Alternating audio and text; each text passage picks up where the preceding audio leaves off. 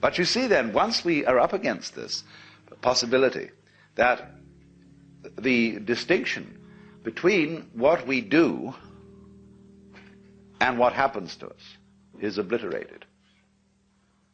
And therefore we would say with Hindus and Buddhists that if I run into a catastrophe, it is my karma. You see, that means far more than that it is a punishment for something I did wrong in the past.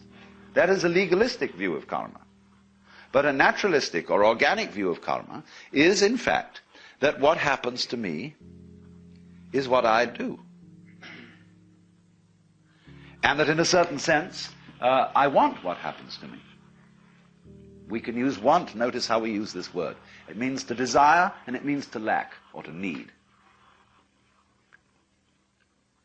We say to somebody, you're wanting, you're deficient in something that you need. So it's rather alarming, really, when you consider it, that you always get what you want, invariably. Even though you may think that it's entirely opposed to your wishes. But if it's your karma, everything that happens to you, put it in another way, everything that comes to you is a return to you of what goes out of you. Yes, obviously, that's absurd. If you confine the definition of yourself to your voluntary, conscious behavior. That's a ridiculous definition of oneself. Oneself, by any stretch of the imagination, must involve far more than the conscious and voluntary aspects of our behavior. And if we see that it involves intimately and inescapably the behavior of what we call the other, the not-self, the environment, and see that these two are moving together like the two sides of the snake when it swims, then you get a very curious feeling. You have to be careful of it if you've got a Western background. Because, and this is what happens to a lot of people who play around with psychedelic chemicals, there are many, many cases of inflation among these people. That is to say, when you get this sensation that the two sides of the world, the inside and the outside, are moving together, you may think, I am ruling it. I am God in the Western sense of the word. Therefore, your ego, instead of being, as it were, integrated and transcended with all this process, merely assumes vast dimensions, has megalomania, is blown up by the mystical experience. And so you get the holier-than-thou people going around who seem to think that they're above all human conventions and have no obligations to anyone or anything because they're divine and they can do as they damn please. What they haven't realized is that doing as you will isn't a new kind of behavior that you suddenly put on and say, from now on I'm going to go around doing as I will. You have to realize first that that's what you've always been doing.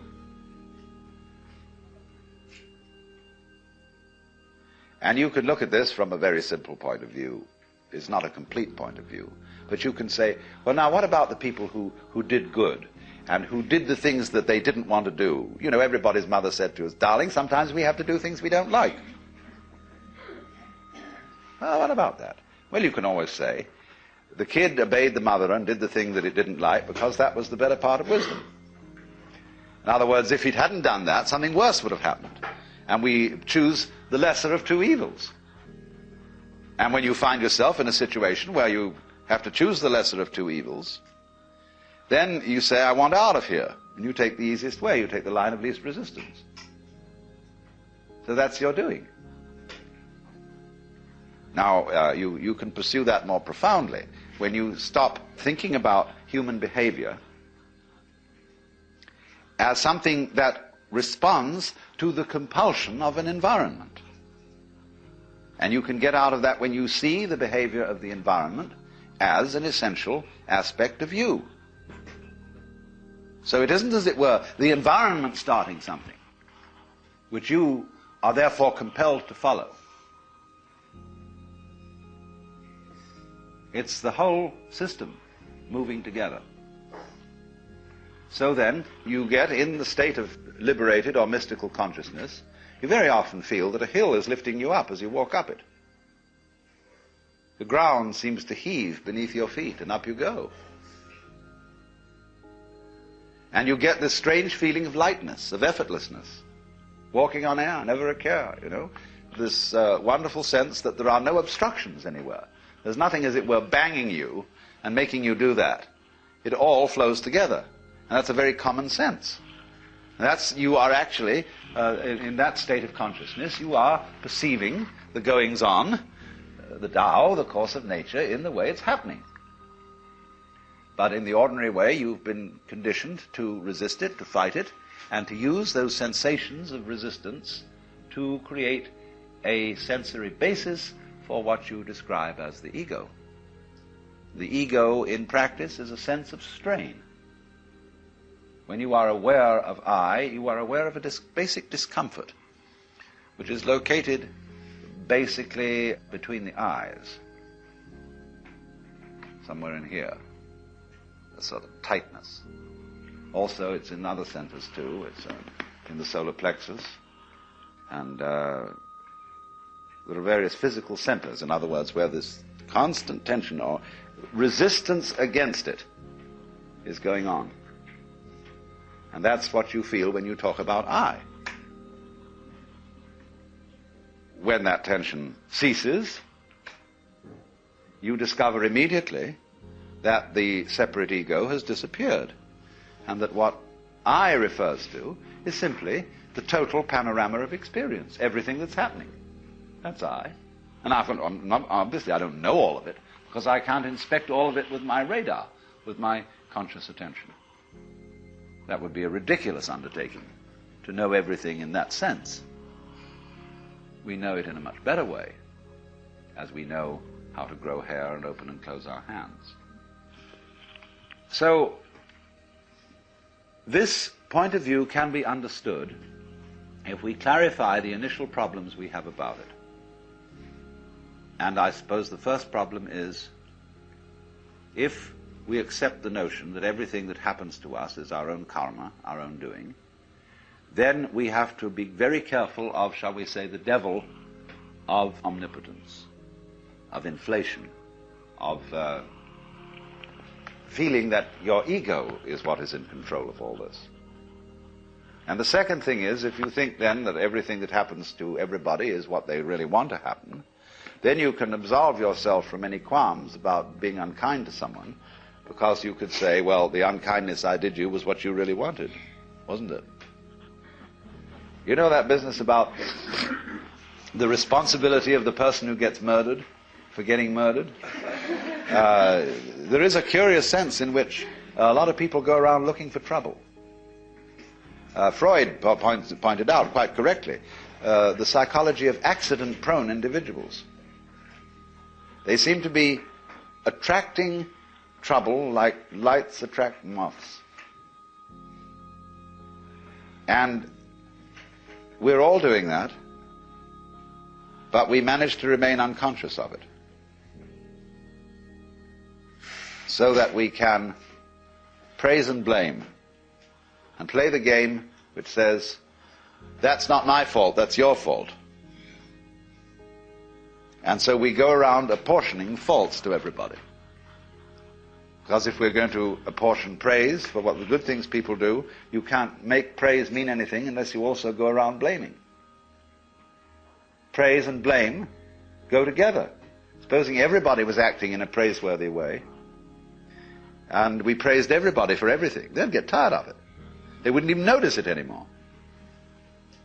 So long as you're going to get a kick out of being praised, you've got to go around blaming too. It's very simple. But if you see the folly of that praising and blaming are just creating each other, then you don't praise and you don't blame. You just dig the whole thing. And that's why when we encounter very great sages, you never hear them blame people, and they very rarely praise anyone. You try to start gossip in the presence of such a person, and you make a derogatory comment about someone. It's as if you had thrown a rock into a well and heard no splash. And a funny feeling, because that you get no response. You get no agreement. And if you praise somebody, there's also likely nothing to be said, except perhaps some remark that, of course, you're praising the beloved in all its manifestations.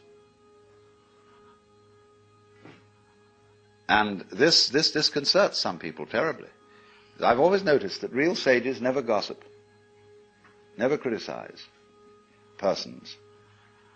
And because they understand so well. The French saying, tout comprendre, c'est tout pardonner, to understand all is to forgive all, is so true if you are experienced in just the ordinary way of dealing with human problems. If you've been a counselor or psychotherapist or minister or anything like that, you very soon get to realize how vastly complicated people are, and to see that they really are in the messes they're in, not because of anything, but that's the way it is. And you stop blaming people, and because you don't blame people, you have open ears, and people come and seek your advice. Because they don't want to come to someone who's a counselor who will bawl them out.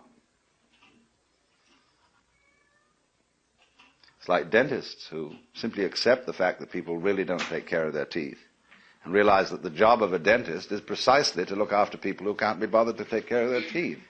That's why he's in business. So a good dentist doesn't bawl his patients out because they didn't do this, that, and the other. Just accept it. Same with doctors. They know perfectly well that nobody's going to live by the rules of health. And they're very vague as to what they are. And, there's every kind of theory about how you ought to live and what is healthy, but they change in fashion. And you ought to eat this kind of diet in 1921. By the time it's 1930, they've changed their ideas altogether. And by the time it's 1960, it's back again to a mixture between 1921 and 1894. Something like that. You see, it's always changing.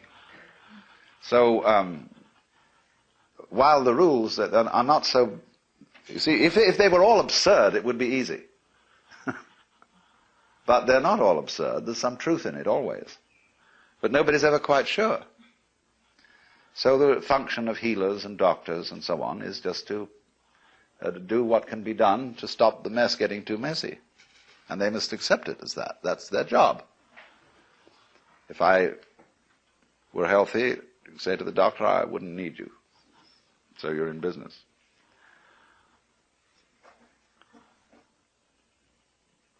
Now, what about it then?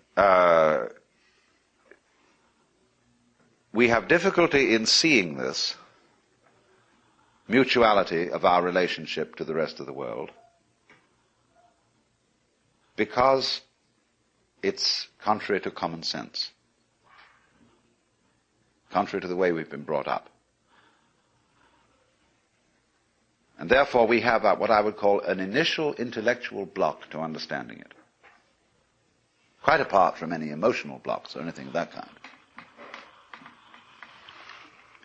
But obviously, we must overcome that intellectual block if we're going to go any further and actually realize and feel this way of life's working and this relationship between what you do and what happens to you.